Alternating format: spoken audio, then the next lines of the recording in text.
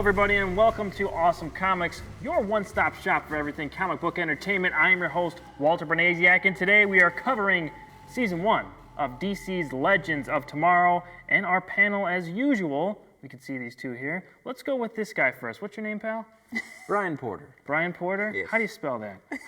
With a Y. Okay. P-Y-R-T.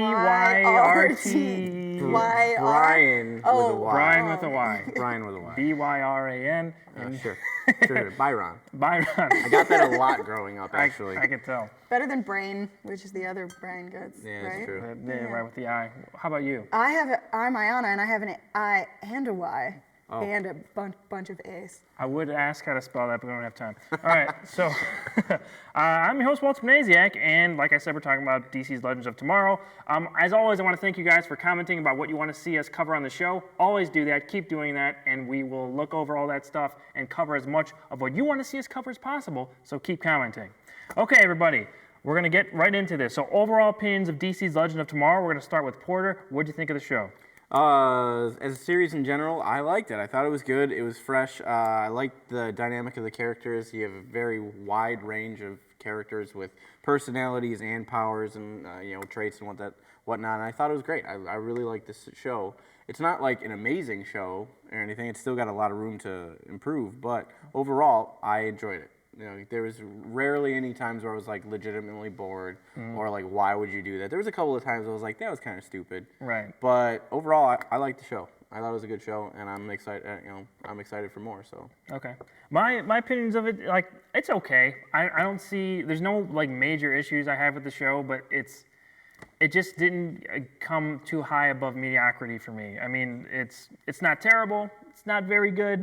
It's really clunky, I think, is a good word to describe everything. The storytelling, some of the character relationships, and just the first season overall, I think, was very trying to find its footing, and it never really found it. I think maybe season 2 they will, and I'm excited to see more of that stuff. And yeah, it's enjoyable for the most part. We were talking about comparing it to Supergirl, and I think DC's Legend of Tomorrow is overall a little bit better than the first season of Supergirl, but I think Supergirl hit higher highs and sunk to lower lows. So, take that how you will. But it still enticed me enough where I want to see more of it. I just think that there's easy stuff they could have fixed that they didn't fix. And, as the season went along, I thought they would adjust, and they didn't. But season 2 looks promising, so I'm excited for that. Overall opinions. Well, let's start with like the first 5 minutes of episode 1, which I started watching the show when it first aired. And 5 minutes in, we've got Arthur Darvill as a time master. You can't trick me. He's a Time Lord. It's Rory as the Time Lord. He's a doctor. I'm already in. I'm hooked. It's basically superhero Doctor Who. So no matter what happens, guess what? I'm going to keep watching this show because I really want that to happen. And then also the computer on the ship is Gideon. Right. Which, little trivia for you, my cat's name is Gideon. So already, right away, I'm like, all right, you guys are hitting everything. All these intimate details about Aiyanna's personality. How did you know that I needed this show? Just make it happen. Overall, though, like I like the show, but I would agree that there's plenty of room to grow. I liked being able to see these other characters that are introduced in other shows all together. So I'm gonna definitely keep watching. Okay. My thing of that is, it's freshman season, so you got a lot of stuff to work with anyway. You have a large cast with a lot of different personalities, and you need all of them to have screen time, so that's going to be difficult to juggle as well. And the whole show is based in time travel, which is a bitch to deal with, to keep your continuity. Absolutely. Which you don't like. I love time travel shows. I am so get into time travel. Okay, well, let's talk about positives first. We'll get into that and into negatives on my end. But what were some of your favorite stuff from season 1? I liked the Jonah Hex episode, and That's a good maybe you'll episode. agree with me on this episode, but we got Western space. Wait a minute, are we doing a Firefly episode? Again, some more stuff. You're I get hitting what on you're my saying. keywords. I liked that episode a lot. I thought that was really cool. Right. I think costuming of the show is really awesome. I love the design of the ship They and everything. do some Oh, really yeah. good design stuff. Yeah. I agree on that for sure. Absolutely. I don't really have any specific favorite shows. I just have like favorite characters and favorite moments. Like Mick and Leonard Snart, anytime they're on screen together, it's awesome. Right. I love it. I know you guys think that like Leonard Snart could be a little over the top at times. Are you sure about that, Porter? I don't know. Are you sure that maybe he's just a little over the top?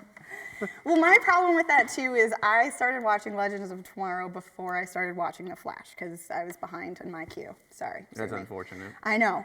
So I was introduced to him at his like top of the character where he's like super over the top and doing all his stuff already. Now that I've seen Flash, it makes so much more sense, and I think I needed to work my way into that character, and I didn't get that in Legends. So if anyone was watching that without watching The Flash, go watch The Flash, because You should watch Flash anyway. Yeah, obviously. On Dump principle. this thing and watch Flash. Whoa, whoa, whoa. Okay. If we're talking about if we're gonna watch a show, one of the CW shows, which one would you watch? Well, yeah, you'd watch the Flash. The Flash. But do both, obviously, because If you got time, not a lot of people got that much time. I'm Ain't nobody got if you want to time cut the for that. fat, just watch. Don't even watch Arrow either, because it's not that good either. But anyway, get it. You don't even watch Arrow. Get out of here. I Don't tried. listen to this guy. I people. tried. Arrow's okay. Okay. We'll get to that. We'll get to that. Because but- you watched another day. season 1. I we watched watched the first 8 8 episodes of of season 1, and I Well, said, "This is Batman Yeah, Begins," that's your problem. and it's not good. But anyway, Once you get past season, no, we're we'll not gonna get into it. it. I'm sure people are going crazy now about how I don't like Arrow. But anyway, I like Stephen Amell though. But okay, anyway, positives for me. I mean, yeah, I also agree. The Mick and Snart stuff's probably the strongest character relationship on the show. And I wasn't always like a huge fan of Snart and everything, but he does grow on you like the more you see him and stuff. And he ended up being one of the best characters on the show, I think, for sure. Yeah, Rip Hunter I thought was really cool. Yeah, I I thought liked him as a everything with character. Rip, he was, I mean, even if they gave him crap sometimes, like even lines and some of his character arc was kind of weird, but yeah, I thought Arthur Darvill pulled it off, like without a doubt, absolutely. He's great. I'll probably watch whatever he's in ever.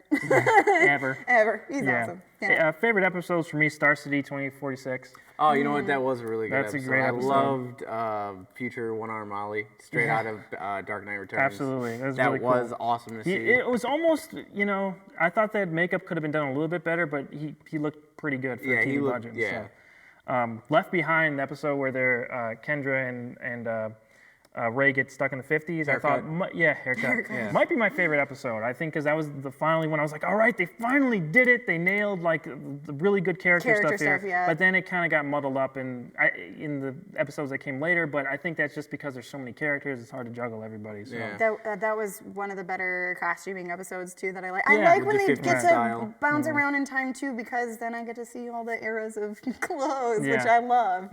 But that episode especially. Yeah, and I agree with you about the Magnificent episode in the Old West and everything. Rip's attachment to the Old West too, and like how he got caught there, like time displacement or whatever. That was really cool.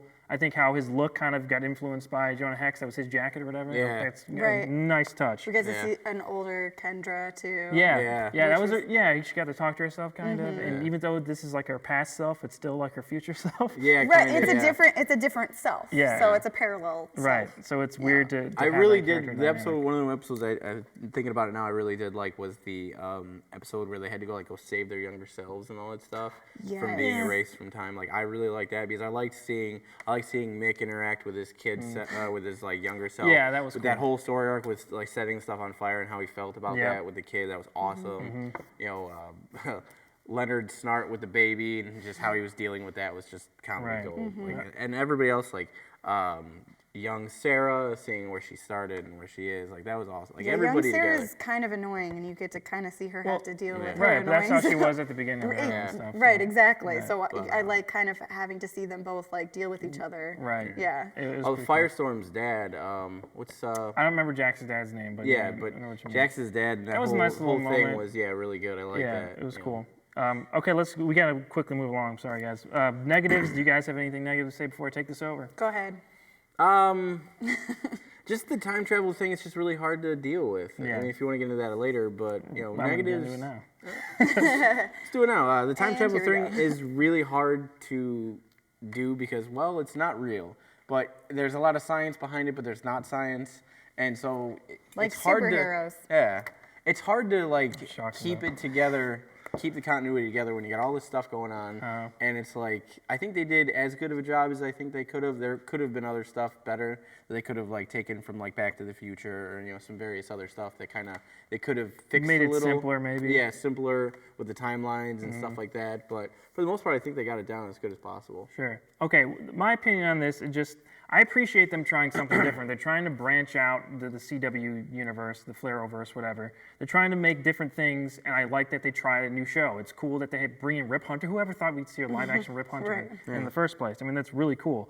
The problem I have with it, though, is like the time travel stuff is very nuanced and rare and stuff in the Flash series. I mean, it's kind of a big deal when somebody time travels in the Flash.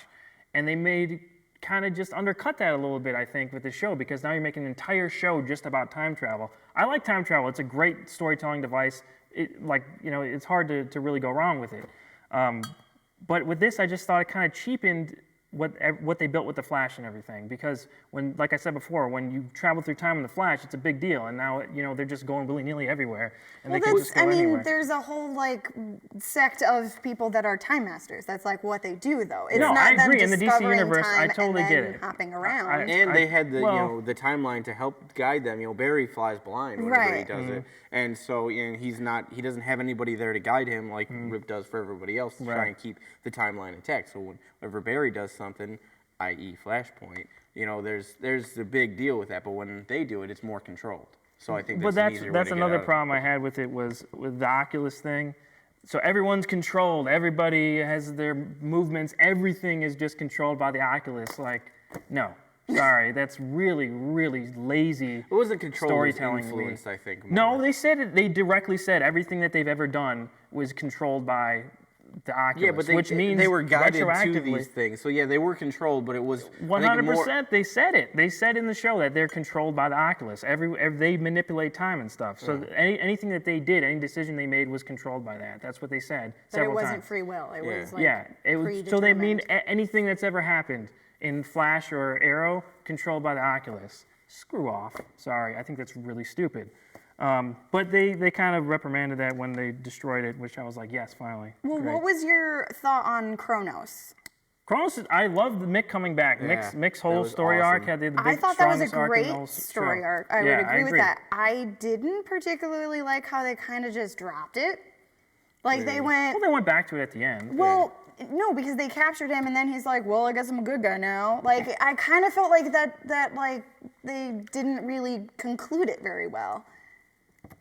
Like they brought him back around, and then they tried brainwashing him again. They did. They when they went back to the vanishing point, they tried to brainwash him again, but he didn't. Yeah, like what'd you hold on to this time? Right, the team. That shows the arc of his character. Yeah, that's like the I think it's fine. Finalization of like him actually accepting the team. He's like, you know what?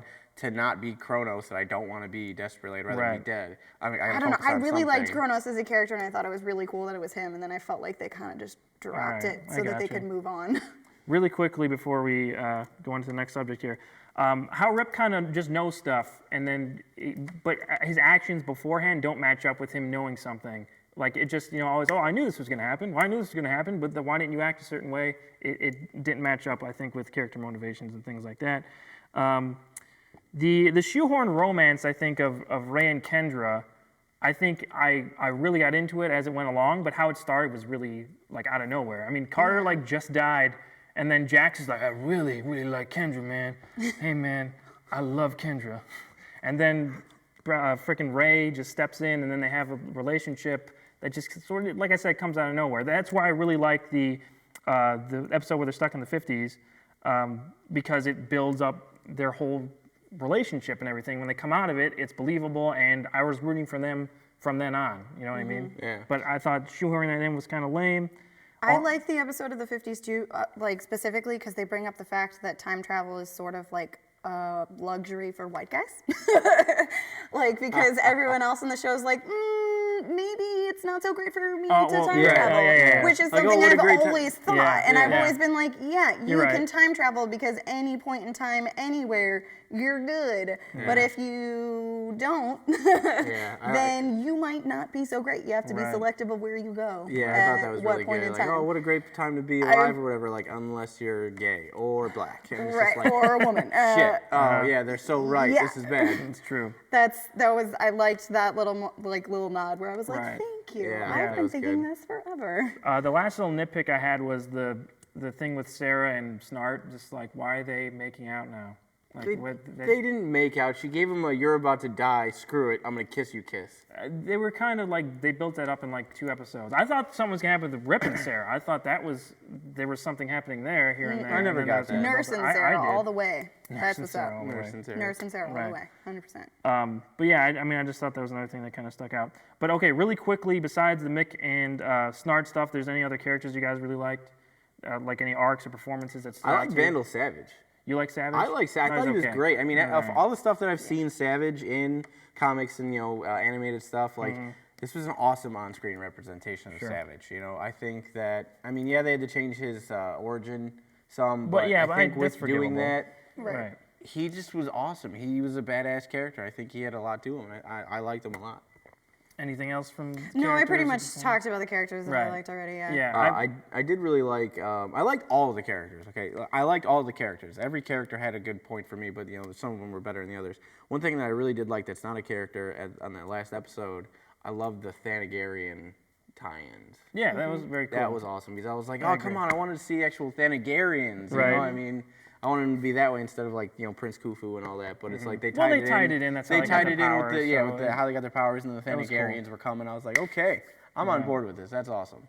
Hey everyone, Beth Elderkin with Awesome Comics, and I'm in a little neighborhood called Andersonville to check out one of the best kept secret comic book shops in all of Chicago. So secret, in fact, you might not even know it exists, but it does, and it's right here. Let's go in.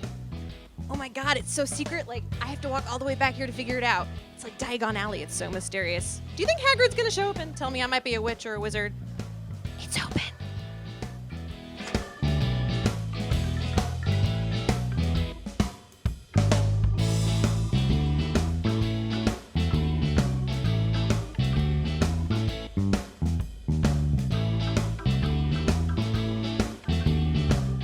All right, so I am here with Celine Idell, co-owner of AlleyCat Comics. So Celine, how long have you guys been here in Andersonville? We've been here for 5 years. What made you guys first decide to open up a comic book shop? Because it's you and your husband, right? It is. We had too many comics, and I told him he needed to either open up a shop or get rid of them, and so he opened up a shop. So tell me a little bit about your influence on the selection in the comic book shop. Because obviously comic book shops are going to reflect what the owner's preferences are and personality. So what kind of print have you put on AlleyCat? I think that my particular preferences are indie books. I tend to read more indie books, and I keep up on them, so I'm kind of able to tell Nick when he does the ordering, you should get this book. This looks really cool. This writer was really great on this book. You should check out this one. So that's kind of where I come into play with all that stuff. What do you love about comics? I love that they are amazing stories that you can read. If you're enjoying television right now, you have to come read comic books because I feel like that, it's clear that they're using comic books for movies, for scripts and stuff like that. And if the movies are great, just imagine how it was originally. What's one comic book here that has not been made into a movie that you think absolutely must? Probably Saga would be amazing if that were a movie. I don't know if they could do it justice though, but if they did,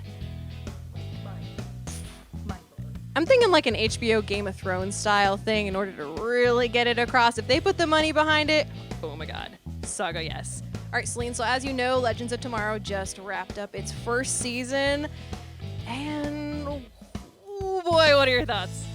well, I honestly haven't seen the last episode, but I was talking about this with Nick last night, and we were talking about how CW shows sometimes feel a little kitschy or campy, and he named off a couple, and one of them was Supernatural, and I was like, that show was great, and they go, wait, no, you know what?